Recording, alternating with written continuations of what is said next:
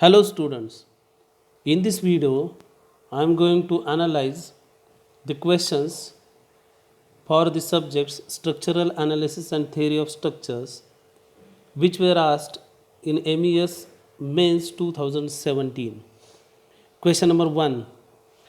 Determine the degree of static and kinematic indeterminacy of the frame structure as shown in the figure. Now a frame structure is given. It is a rigid jointed structure and they have asked us to find the degree of static and kinematic indeterminacy. Now in order to get the degree of static indeterminacy, we find DSE first. DSE is the external degree of static indeterminacy and which is given as R minus 3. So for a 2D frame, it is R minus 3. So R is the number of unknown reaction components. So we'll have to check the supports for that. There are 3 supports, all are fixed. So 3 reaction components at each support, and as such 3 supports, it means that the total number of unknown reaction components is 9 minus the number of equilibrium equations which is 3. So DSE is equal to 6. Now DSI, that is internal degree of static indeterminacy. Now here we can see that it is a rigid jointed frame structure, and in such frame we will have to check whether the given frame forms an open configuration or are there any closed cells. So there are two closed cells, and as such the DSI in this case is given as 3 times C. C is the number of cuts, and it is equal to 3 into number of cuts. Number of cuts are going to be equal to the number of closed loops, 2 closed loops, so it is 2, and that is why DSI is also equal to 6, and therefore DS is equal to DSE plus DSI, and which is going to be 6 plus 6, that is equal to 12. So that is the degree of static indeterminacy. Now DS is 12, so the first option we can reject, the fourth option can also be rejected, 2 are remaining. Now DKI in this case is given as 3 times J minus M plus R, so which is equal to 3 times J is the number of joints. Now here if you count the number of joints, 1 2 3 4 5 6 7 8 9 and 10, so 10 number of joints are there.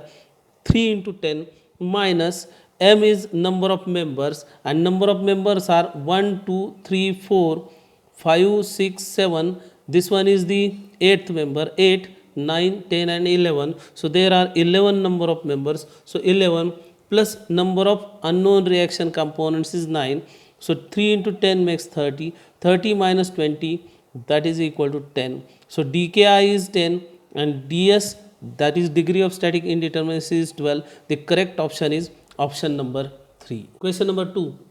A cantilever truss as shown in the figure is subjected to a horizontal load P at joint A.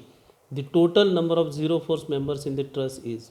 Now it is asked to mark the zero force members. Now what I will do is that I will start with this joint A.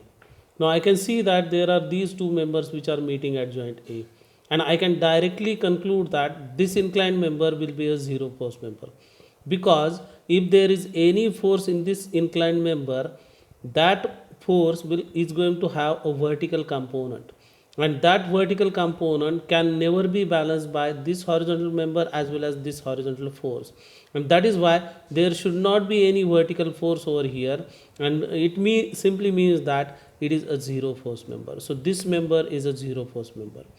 Now once I know that, I will move towards this joint B.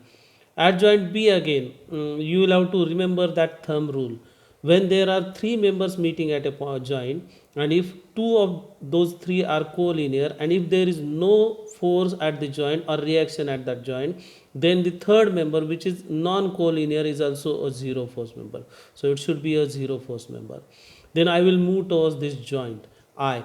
Now again at I, these two are already zero force members. It means that there are only 2 members at joint I, and these 2 members are non-collinear, and there is no force at this joint I, which simply means that both of these members are zero force members. This is how I can conclude that this member is also a zero force member, because if I consider joint C, there are these three members, two of these three are collinear and one is non-collinear, so it should be a zero force member. So this is how I can use the logic, and all these members will work out to be zero force members. And if I count all these members, then 1 2 3 4 5 6 7 8 9 10, 10 members are zero force members. Question number 3. A continuous beam ABC is as shown in the figure. End supports are simple and span AB is equal to span BC is equal to L. There is a concentrated load W at the center of the span AB, while no load over the span BC. E is same for both the spans. What is the moment at the continuous support B? Now it is asked to get the bending moment over this support B. Now either we can go for three moment theorem or moment distribution method. I will prefer moment distribution method over here. Now in moment distribution method, we will have to consider span AB as fixed at both the ends, span BC also fixed at both the ends, and we will have to get the fixed end moments. So if I consider span AB as fixed, now central point load for this span AB, then the end moments will be minus WL by 8 plus WL by 8. So I have written those moments over here. When I consider span BC as fixed at both ends, as there is no load, the fixed end moments will be 0. So I have written those moments also 0 over here. Now joint B, spans on both the sides are of same length, and the distribution factors for both of these spans, that is BA as well as BC, will be same. 1/2 means 0.5 0.5. So these are the fixed end moments over here. Now we know that support A is a simple support, so there can never be a moment, and that is why we will have to release this moment minus WL by 8. So releasing this moment means make the moment at this end as 0, so I am adding plus WL by 8. But if I add a moment over here, half the moment gets carried over. Now there is no question about point C, support C, because the moment is 0 over here. So release the moment at A, so add plus WL by 8, carry over half the moment. So moment at A becomes 0. So WL by 16 will be the half moment, plus WL by 8, it makes 3 WL by 16. Now again, so we have balanced the moments, that is moment at A has been made 0, moment at C is already 0, we will have to balance the moments at this support B. So plus 3 WL by 16, distribute this moment now, and we will have to distribute the opposite kind of moment, that is negative. So 3 WL by 16 into 0.5 with negative sign, write it over here. 3 WL by 16 into 0.5 with negative sign, write it over here. So this is how the moments are getting balanced over here, and the moment at support B is minus 3 WL by 32. But if we check the options, no option is matching with this value, and that is why if you go through the answer key given by MPSC, you will find that the answer for this question is hash, means no answer is matching. The correct answer is minus 3 WL by 32. Question number 4. A beam ABC is supported and loaded as shown in the figure. Find the support reactions at A and B. Neglect horizontal reaction at A. Now beam is given ABC. A is hinge support, B is the roller support, and there is an overhang BC over there. Whereas UVL of W kilonewton per meter at one end and 0 intensity at the other end is running as shown in the figure. Now what I will do is that I will just convert this UL into point load. So conversion of this UL into point load will be 1/2 base into height, that is 1/2 L into W will be the point load, and it is going to act at a distance L by 3 from the end where the intensity is maximum. So from this end it will be acting at a distance L by 3. So this is the point load. These are the two reactions, RA and RB. Now we know that the beam is in equilibrium, so I am using summation Fy is equal to 0. RA plus RB, that is reactions at the supports, must be equal to the total downward load, which is WL by 2, and then taking moments about A and equating it to 0. When I take moments about A, 1/2 into WL, so WL by 2 into L by 3 clockwise positive, minus RB into L by 2 is equal to 0. If I solve this equation, I can get RB as WL by 3 and RA as WL by 6, and that is why the correct option is option 3. Question number 5. A simple truss ABC is supported at A and B as shown in the figure. If a point load P along BC is applied at joint C in horizontal direction, then what will be the vertical deflection at C? Assume same cross-sectional area and same materials. Now the truss is shown over there. There are three members in a truss: AB, BC and AC. Now here, in order to get the vertical deflection at C, I am going to use a unit load method. Now in this method, what we do is that we calculate the forces in all the members for the external load which is applied on that truss. So P is the applied load. Now I am going to get the forces in all the members. Now I have prepared one table over here. Now in this table, member length, area, P, K and PKL upon AE. There are these three members: AB, BC and AC. Length of these members: AB, its length is L, BC, its length is L. Length of AC can be obtained by using Pythagoras theorem, root 2 times L. Area of all the members is same, so that is why AB area is A, BC area is A, AC area is A. Now the forces in the members because of the external loads. Now we can see that the force in BC will be equal to the applied force P, because this force will directly get transmitted through this member BC. So in BC the force will be P, whereas the rest of the two members will carry no force, and that is why the forces in these two members will be 0 because of this external load P. Then in this method, what we do is that in order to get the vertical deflection at point C, we will have to consider a unit load acting at point C, and it should be vertical load. So unit vertical load, if I apply it at C, the forces in all the members are called as K forces, and I am going to get the forces in these members now. When this force is applied at joint C, if I use summation Fy is equal to 0 by drawing the free body diagram of point C, then FAC sine of 45 is equal to 1. FAC, now the free body diagram can be drawn like this. Now the force in AC, I am showing it in this direction. This angle we can calculate it as 45 degrees. So FAC, I am showing it acting towards A at point C. Now in the force in this member BC, I am showing it towards right. So this load is 1 kilonewton, or 1 unit load which is acting in downward direction, and 1 using summation Fy is equal to 0, FAC sine of 45 is equal to 1, and solving it I can get FAC is equal to root 2, and it is tensile in nature because the force will be acting in this manner, and arrowheads towards one another indicate tension, whereas force in BC will be 1 and which will be compressive. And these forces I was shown them over here. Force in AB is 0, force in BC is -1 because compression, and that is why I am showing it as negative. AC is force in AC is root 2. Now then I will have to get this column which is PKL upon AE. So PKL upon AE, it will be 0 for AB, PKL upon AE will be minus PL upon AE for BC, PKL upon AE is 0 for AC, and the final value, that is summation of PKL upon AE, is equal to minus PL upon AE, and which is the vertical deflection at point C. Now it is negative. It means that, what is the significance of this negative sign is that unit load, it has been applied in downward direction. If we get the deflection as positive, it means that it is in the same direction of this unit load. As we are getting it as negative, it means that it is in opposite direction, and that is why option 1 is the correct option.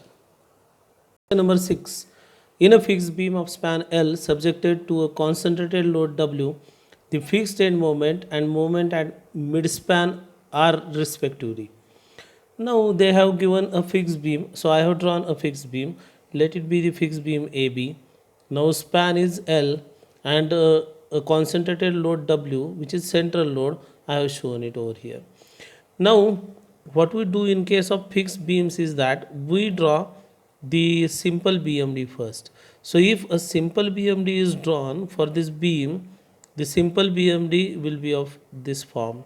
It will be a triangle with maximum ordinate at the center, and this value is given by WL by 4. So this is the simple BMD. Then what we do is that we draw the fixed BMD. Now if W is the central point load, the fixed end moment at the left end will be WL by 8, whereas fixed end moment at the right end will also be WL by 8, and the fixed BMD will be a rectangle of this type. Now this value, or this will be negative part, this is the positive part of the BMD and this is the negative part. So the end moment is WL by 8, whereas the central moment will be this value. So this value, now this total is WL by 4. Total is WL by 4, from which if we deduct WL by 8, this will also be WL by 8. So maximum moment at the support is WL by 8, which is hogging type, and maximum bending moment at the center, it is WL by 8, which is sagging type. And that is why the correct option is option number 2, WL by 8 and WL by 8. Question number 7. In the pin jointed truss shown in the figure, the static degree of indeterminacy is. Now again, in order to get the static degree of indeterminacy, we will have to get DSE. In case of a pin jointed structure, DSE, that is external degree of static indeterminacy, is equal to R minus 3, where R is equal to number of unknown reaction components. Both the supports are hinge supports, and that is why the total number of unknown reaction components is 4 minus the number of available equations of equilibrium is 3. So DSE is equal to 1.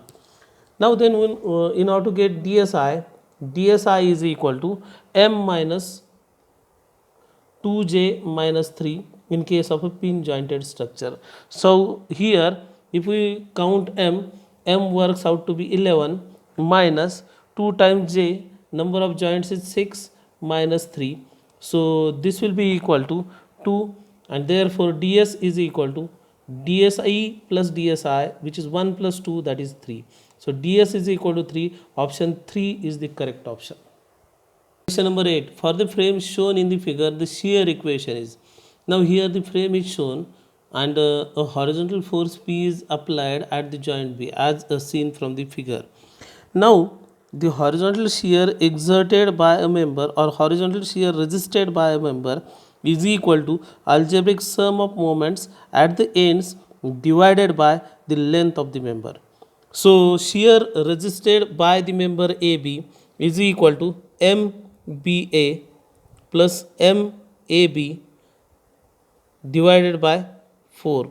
That is the end moments, sum of end moments divided by the length of that member. This is the horizontal shear resisted by member AB. Similarly, the horizontal shear resisted by the vertical member CD will be MCD. MDC is 0 over here because it is not a fixed support. So it is MCD plus MDC is 0. I am not writing MDC divided by the length of this member 4 plus the horizontal force, and the algebraic sum of all these must be equal to 0. So this is the shear equation for this frame, and the correct option is option A. Question number 9. In the force method of analysis of indeterminate trusses, if the truss is indeterminate to degree 1, the change in length of redundant member due to unit force is found by using the formula where A is the cross sectional area, I is moment of inertia, N is equal to force in the member due to unit load application, capital N is equal to force in the member due to actual load, E is equal to modulus of elasticity. The correct option is option number 3, summation of N into capital N L divided by AE. Question number 10. In the moment distribution method, the carryover moment is equal to. Now it is well known to us that half the moment is carried over towards the next support, and that is why the correct option for this question is option number 2. 1/2 of its corresponding distributed moment and the same sign. The sign of the carried over moment also remains same. Question number 11. For both ends of the fixed beam shown in the figure carrying a concentrated load eccentrically placed on the beam, deflection under the load is. Now it is a formula, and that formula is given by WA cube B cube divided by 3EI L cube. Now you will have to remember this formula, or you will have to mug up this formula. Now one more thing which you can use over here is that you can always check the units at the numerator and denominator. Now W is in kilonewton, EI is kilonewton meter square, and AB are in meter, L is also in meter. So the unit of the numerator term is kilonewton meter raised to 6, whereas the unit of the denominator term is kilonewton meter raised to 5. So the resulting unit should be meter.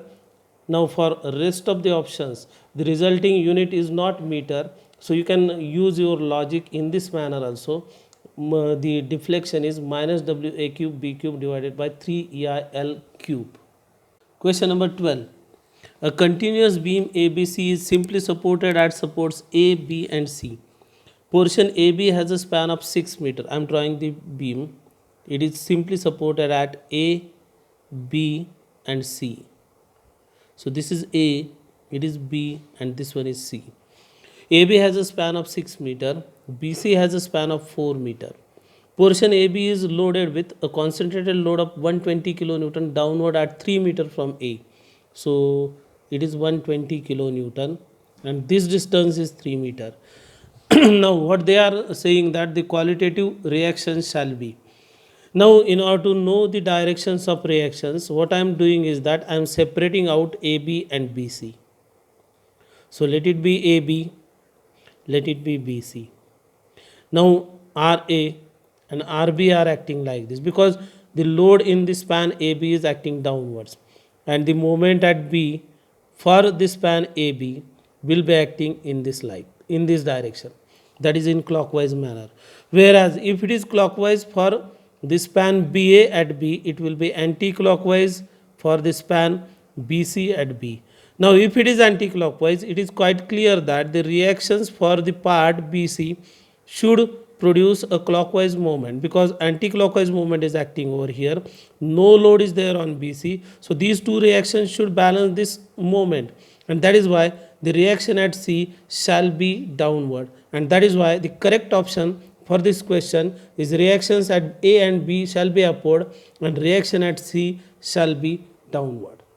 Question number 13. A beam AB is simply supported and has flexural rigidity EI.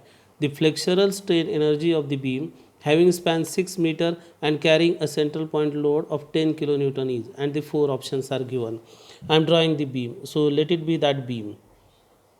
Now it has a span equal to 6 meter and a central point load of 10 kilonewton is there. So the two spans on the two sides are 3 meter each. Let it be A, let the right end is B, and the point where the point load is acting is C. It is asked to get the strain energy stored in the beam. Now because of the loading, the beam is going to bend and the strain energy will be stored because of the bending. The strain energy stored due to bending is given as U is equal to integration of m square into dx divided by 2 times EI, where m is the bending moment, EI are the constants which are for the given beam. Now here I am going to use the fact that as the beam is loaded by means of 10 kilonewton and which is exactly acting at the center, means I can use the fact that the total strain energy stored in this beam is equal to 2 times the strain energy stored in the part AC. Means I am considering the part AC. So it will be 2 times the strain energy stored in the part AC, and for AC I can use the limits 0 to 3 because A is at 0, means if I consider the reference point as A, then C is at a distance 3 meter from A. So 0 to 3 m square into dx. In order to get m, that is bending moment, as I am dealing with the part AC, I will have to take a section in AC. Let this distance is x, means section is at a distance x from A, and the bending moment at this section will be, the load is 10 kilonewton, so RA is going to be 5 kilonewton because the symmetry, so 5 kilonewton, and the bending moment at the section is given as 5 into x, so 5 times x is the bending moment, square of it into dx divided by 2ei. Now this 2 will get cancelled out and it will be equal to 1 upon ei. I am bringing out ei, means I am bringing out ei outside that integral sign. 5 square is 25 and the integration of x square is x cube divided by 3 in limits 0 to 3. This will be equal to 1 upon ei into 25.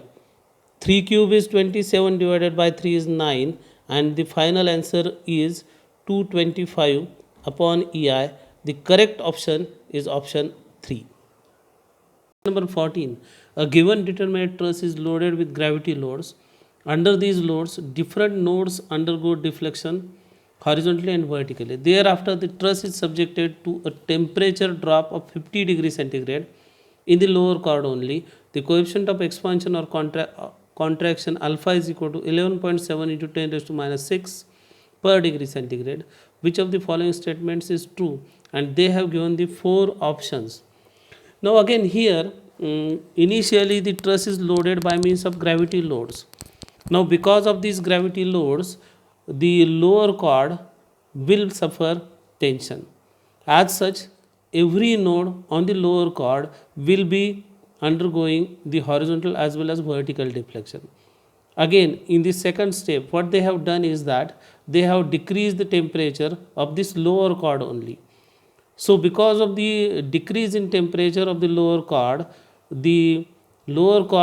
will suffer contraction, and as such the deflection, that is horizontal and vertical deflection of each of the node along the lower chord is going to change. So the correct option is option 2 for this question. Question number 15. If the span and deep of a parabolic cable are L and H respectively, then the length of the cable is approximately equal to. Now there is a formula to get the length of the cable, and which is given as L plus 8 by 3 H square divided by L, and that is why the option 4 is the correct option. Question number 16. A 3-hinged semicircular arch of radius capital R carries a uniformly distributed load W per unit run over the whole span. The horizontal thrust is. Now here they have said that it is a semicircular 3-hinged arch. So it is the, let it be that arch. So there are 3 hinges. It is the first hinge. Let it be the hinge A. It is the second hinge, hinge B, and this one is the third. And it is carrying an UDL of say W kilonewton per meter over the entire span. So this is W per meter is the load. Now as it is the semicircular arch, the total span of the arch is 2r, that is r plus r. Now here, so the total loading is W into 2r, and the reactions at the left and right end are going to be WR each. So WR is the reaction at the left end, because the total loading is W into 2R, and due to symmetry both the reactions are equal. So RA is equal to W into R, RB is also equal to W into R. Now thereafter the question is asked which is related to horizontal thrust. So in order to get the horizontal thrust, we will have to separate out the arch at this crown. So we will have to consider the FBD of this part A to C, and at A the vertical reaction is W times R. Let the horizontal thrust is H. From A to C, again this UDL is acting, and this UDL is W per meter. Now this distance, this is R, this is also R. So take the moment about C, and when we take moment about C, 3 forces are creating the moments, H, WR and this UDL. If we solve or if we take the moments of all these forces about C and equate it to 0, we will be getting the horizontal thrust, and correct answer or correct option works out to be WR by 2. Question number 17. For the plane truss shown in the figure, the number of zero force members for the given loading is. Now here it is asked to get the number of zero force members. The truss is given. Two loads are shown, P and Q over there. Now I'm just marking the zero force member on the same truss. Now I'm starting with this joint. See, it is a joint where three members are meeting. Out of these three members, two are collinear, one is non-collinear, and there is no load acting at this joint. As such, this member is a zero force member. Then I will go to this joint. At this joint, again there are three members. Because it is a zero force member, we should not count it, or we should not consider it. Only three members are meeting over here, and there is no external force. This member is non-collinear, these are two collinears, so non-collinear member carries a zero force. Now then I will go to this joint. Again, using the same trick, I can mark this member as a zero force member. This member, again, if I go to this joint, there are these three members. Two are collinear, one is non-collinear. There is no load at this joint, so it is a zero force member. Using the same trick, this member will also work out to be a zero force member. Then I will go to this member. Now this at this joint, we cannot say that this member is a zero force member, because there are these three members and the force is acting at this joint. We cannot conclude that this is zero.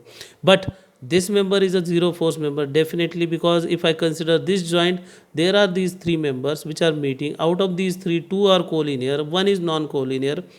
No external load at this joint, so it is a zero force member. Then I will go to this joint. Here I can mark this member as a zero force member, because three members, two are collinear, one is non-collinear, and there is no load at this joint, so it is a zero force member. Similarly, I can mark this member also as a zero force member. But I cannot go with these members, because there are these three members but external load is there, so it is going to carry some force. Now if there is a force in it, this member will also be carrying a force, and because of this member carrying a force, this member will also carry a force. So there are these number of members which are zero force members, and if I count these 1 2 3 4 5 6 7 8, 8 number of members are zero force members. Option 2 is the correct option. Question number 18. A structure is said to be statically indeterminate when? Now we know that the structure is statically indeterminate if the number of unknown reaction components are more than the number of equilibrium conditions, and that is why the option 1 is the correct option. Question number 19. Which truss is the perfect truss out of the following? Now for a perfect truss, the truss should satisfy the relation m is equal to 2j minus 3. Now here, if I consider the first truss or first structure, m is equal to, there are 4 number of members, j is equal to 4. So 2j minus 3 becomes, 2 times j is 8, minus 3 is 5. So m is not equal to 2j minus 3. So it is not a perfect truss. Second, m is equal to 3, j is equal to 3, 2j minus 3 is equal to 3 again, and that is why m is equal to 2j minus 3. It is a perfect truss. In this case, that is option 3. M number of members is 1 2 3 4 5 6 7 8 9 10. M is equal to 10. J is equal to 1 2 3 4 5 6 6. So 2j minus 3 is 9, and that is why m is greater than 2j minus 3. It is not a perfect truss, but it is oversteep truss or redundant truss. Now here also, if m is equal to 1 2 3 4 5 6, j is equal to 1 2 3 4 5, 2j minus 3 is 10 minus 3 is 7, and that is why 2j minus 3 is not equal to m. It is not a perfect truss. So the correct option is option 2. Question number 20. The flexibility method is also known as. Now flexibility method is known as force method, because in this method the redundant forces are considered as unknowns. Hence it is a force method. Option 4 is the correct option. Number 21. The figure given below shows a pin jointed frame. Now for this problem they have shown the figure, but by mistake they forgot to give the loading on this structure. As such, we cannot solve the problem, and that is why in the answer key of MPSC or MPSC's answer key, they have given hash over there. So the question is wrong because they haven't given the loading on the structure.